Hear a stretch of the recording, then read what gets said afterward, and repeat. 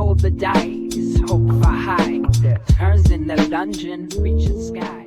Good morning, friends. Welcome back to the channel. I'm the GM Philosopher, and today we're talking about how to write, organize, and put together a one-shot D&D adventure, or an adventure for any type of TTRPG. If you enjoy one-shots and you want to put them into your campaigns, well, knowing how to lay them out, write them, and basically organize them so that they're easy to run, they give you what you need, but also so you don't have too much and overload yourself is really important. And I'm going to demonstrate this by showing you my newly published one shot that I just created called A Silent Winter's Night. This is basically a holiday themed one shot, which, by the way, linked down in the description, you can purchase the hardcover version of this. There's also a soft cover version. It's kind of like a comic book, but a little bit thicker. And there's an ebook option. They're all slightly different price ranges. The hardcover is the most expensive. The soft cover is in the middle, and then the ebook is the least expensive. But if you're interested in my holiday one-shot, you can grab that in the description. With that being said, I'm going to use these as a guide to show you how I create one-shot adventures, because this is the latest one-shot that I've created, and I have to say that I really like how I laid it out. I feel like I've been experimenting with how to lay out one-shot adventures, and to be really honest, it can be easy to put too much stuff in, and it can be easy to get lost if it's not organized in like a really cohesive manner, like a manner that's really intuitive. And so I really worked on organization, and I worked on keeping things basically restricted down to what you need to know so that the GM can flesh out the stuff that they need to do. And there's going to be a lot of flexibility in the way that I have laid this one shot out. So let's go through it. And I'm just going to show you kind of the way that I do it. And then you can also get a closer look at my one shot adventure that I've published in, which I'm super excited about. And I plan to play it with my core group. So anyway, this is the real deal. This is something that I really love. I created because I love it. And this is also my most up-to-date method for laying out one-shots. So let's dive in. Creating a one-shot really starts with a story and a premise. You want to ask yourself, what is the adventure going to be? And then so you'll come up with your premise, just like I came up with this premise of Silent Winter's Night. Basically, Father Winter getting kidnapped by like a mad steampunk scientist was my premise for this. So you kind of want to come up with your premise. Then you want to figure out the best way to organize your adventure, right? So the way that this generally starts is with an entry point where you begin. And so, I always make a list of notes, as you can see here. And then I have a background where the GM can read. And if I'm planning on other GMs running this, then I make notes for them. And sometimes I'll make notes like background information for them to supply to the players so that the players know the context of what's going on. Okay. Then I will break the session up into scenes. So, you'll have a campaign that's broken up into sessions or adventures, right? Well, when it comes to a one-shot, I like to break a one-shot up into scenes.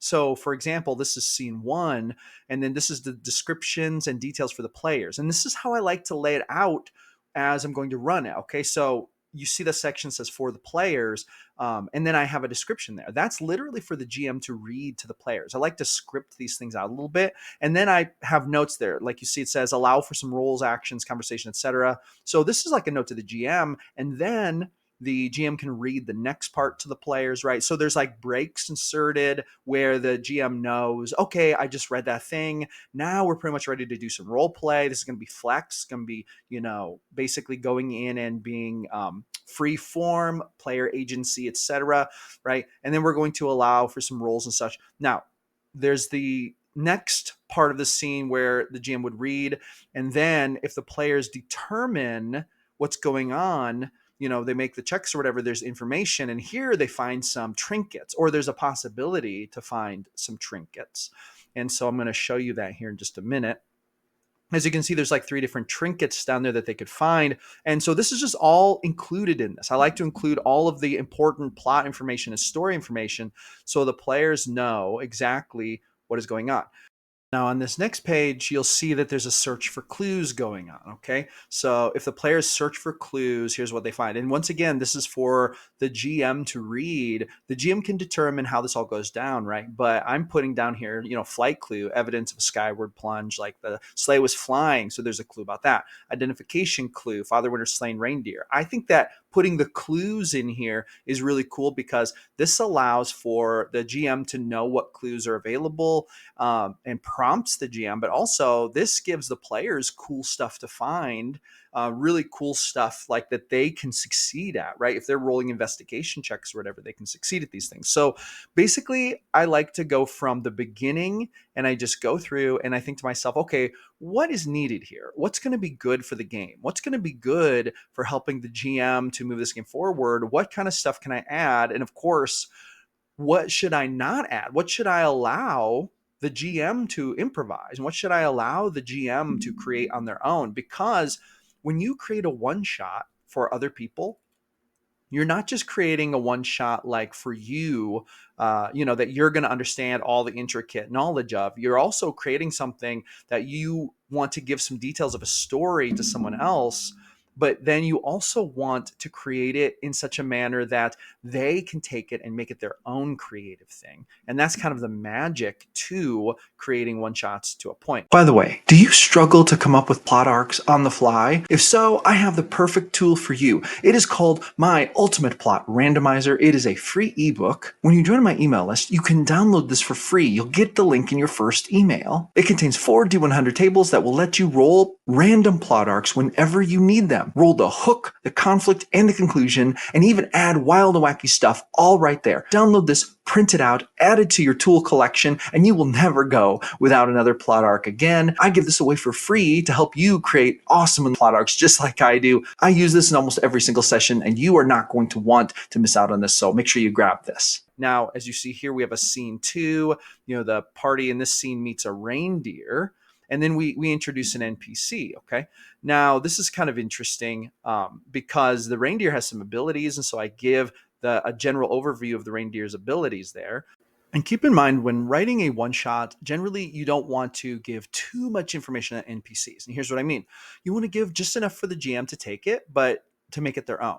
So they're going to get like a description of what it looks like, and then maybe a couple notes on their abilities, and then also maybe a stat block if you're like, creating your one shot to be like system specific.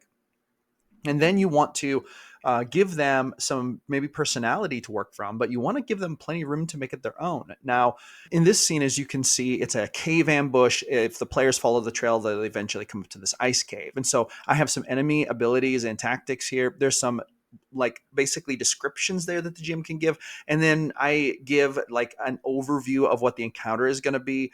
I give descriptive prompts for when the players get attacked, but I leave it very open-ended for the GM to run and manage. And, the GM can supply the stat block they want for these things, but I have the general abilities here. So the GM can take that and adapt it to whatever system they're playing. And that's how I do it because I like to create these things system agnostic. Have some artwork there, which I think is pretty cool, kind of describing those enemies. And then we have basically a puzzle portion here. So there's a strange machine and it's not working. There are some clues that the players can find, okay? And I like to design puzzles like this, and I like to give plenty of information to the GM to run these types of puzzles. And so you'll see that there are like clues the players can find.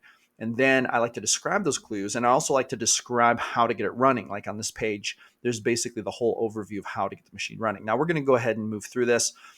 In scene 5, we have the beginning of a battle. They basically have transported to a cyberpunk world, and then they peer through the window, and then there's like a description of what they see, and they see this mad scientist performing experiments on Father Winter, right? And then we have the confrontation with the cyberpunk scientist, and I write that all out so the GM has that all right there available. I like to write out these like monologues because this really helps the GM to, not have to just ad lib the whole dialogue, which I think is really cool. But there's the battle scene with the Yeti and the mad scientist, and then we have the abilities for those characters here, along with some notes for the GM. And once again, very open-ended. I don't want to script out the battle. That's up to the GM to decide.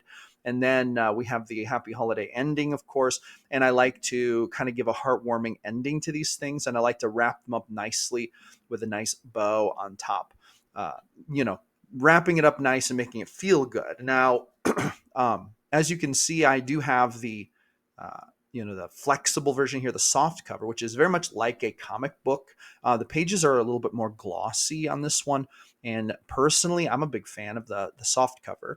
But when you create one shots, you can get them designed and printed like this. I like to do this. I really love to do this. Not only do I sell it on my channel, but I run these for my group. And I take a great deal of pride in putting together my one shots and adventures like this. And I'm getting ready to release a 5-session arc adventure pretty soon. So, you can go from, just putting it on paper and printing it out to getting yourself books made, full-fledged books.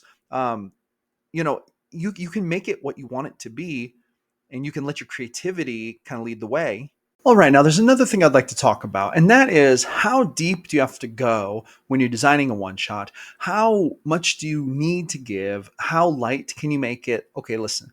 One thing that you want to think about is what your goal is with designing the one shot. Are you designing this one shot just for you and your group? If so, you can go very minimal. You could make yourself a little bullet point list of outline notes. And if you know what's going to go on, if you know the story, if you know what clues there are, if you know what enemies are going to be, if you know intimately what's going to happen, then you can just roll with that. Now, if you're designing a one shot for other people to enjoy, then you've got to go a little deeper in that. You've got to give them enough information that they can run it, but you want to give them enough flexibility to let them make it their own. And this is such a magical part of it.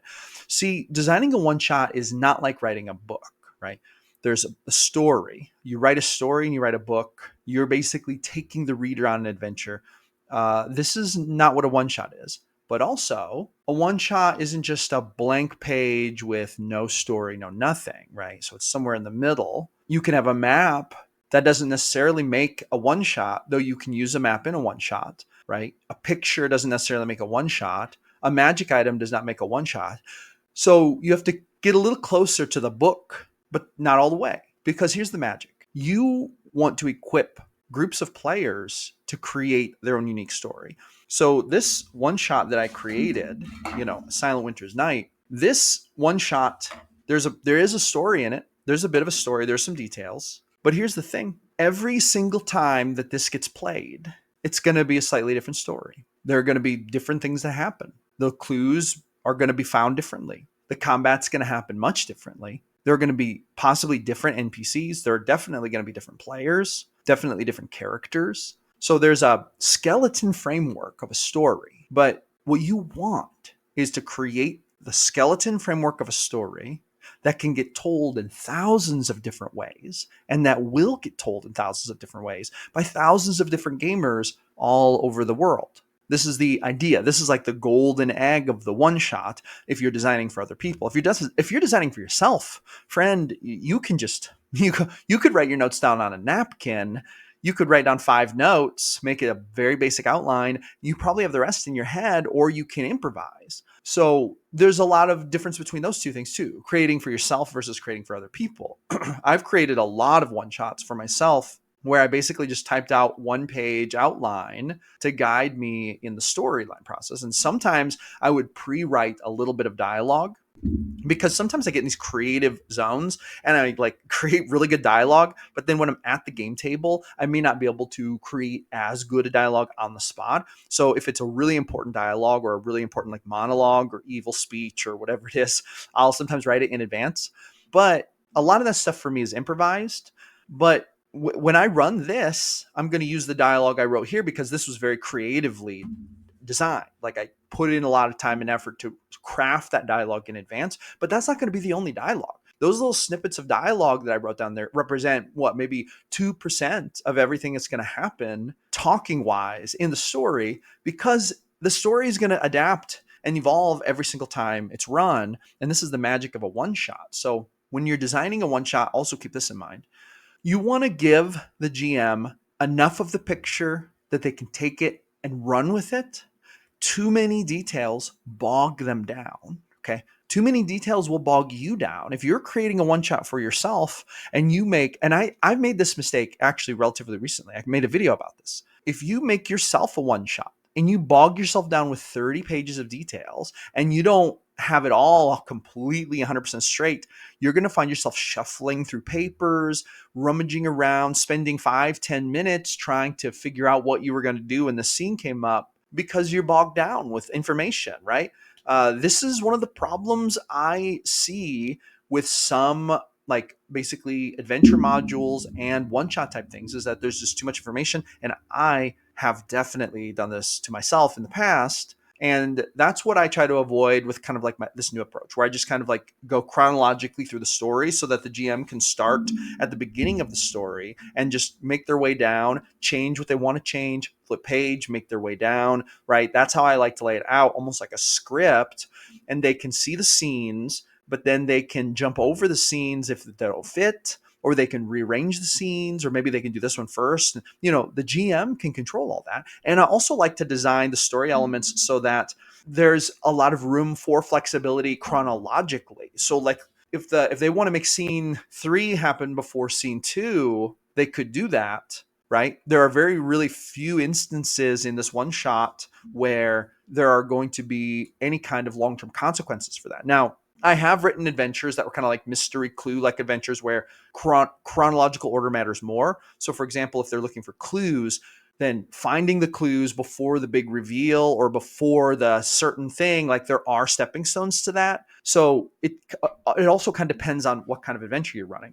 But that is basically the gist of it, is that you want to give just enough as a launch pad, a very basic skeleton outline, and then the GM can take it and run with it and make it what they want it to be. And I want to give you a bit of encouragement today. You can create amazing one-shots. And I think that you might want to not only create one-shots for yourself, and I'm telling you this like if you've never thought of this before, I really think that it might be good to think about this. Maybe start creating some one-shots for your other GM friends. Join my Discord. We have contests, content creation contests. We just started a 2-page dungeon crawl contest, but people are making stuff in there. People are passing around resources all the time in the Discord. And listen, here's the thing. Understanding how to write out your adventures so that other people can enjoy them is really important, I think, because your creativity could be enjoyed by you and your group. And this is amazing. This is amazing. But it could also be enjoyed by dozens of other game groups who are going to run your adventure and tell it in their own unique way and enjoy your creative idea. And the best way to do that is to write it down in a one-shot, share it with other people, right? This is an amazing thing to do. I think that more people should do this. Personally, I think every GM, I think this would be lovely. I think every GM should make a one-shot of all their adventures and have themselves whatever your name is, so GM's Book of Adventures, and then they can have it as like an anthology. I think that would be an amazing idea. A lot of work. Admittedly, it's a lot of work. Probably not super realistic. If you had a robot following you around who could just make your adventures as you have them, that would be different. But it's a lot of work to actually create a one-shot. Like, it took me a little over a month to create this. And I had the idea in one afternoon, but actually writing it and laying it out and designing it and then sending it in to get the book printed and stuff. It's print on demand. That's why you can order it. Link is in the description. You order it and they'll print you your own copy, basically, is how it works. From my Blurb bookstore, it's just print on demand. So I don't have to have like 10,000 copies of it laying around. I print myself out a copy. So I have it so I can play it. And then, you can print out a copy for you. But the thing is that every GM has such a unique take on the world and on the game. And I think that designing your own one-shots is a really fun way to share that with other people. And it's not as big as designing like a whole campaign. That's a lot of material, but a one-shot, something you can fit into 4 hours of playtime, that is actually very doable, even for those of us who are not super fast at writing or anything like that. We can spend some time over a couple of weeks and flesh that out. And boom, that's something that you're going to get to enjoy forever, something other people could enjoy for forever. So yeah. And that is going to be a wrap for today. Thank you so much for tuning back in to another episode of GM Philosophy in the Morning. I'm the GM Philosopher. I'm here every single day creating videos about the best game in the world, D&D. And I will see you awesome people on the next one.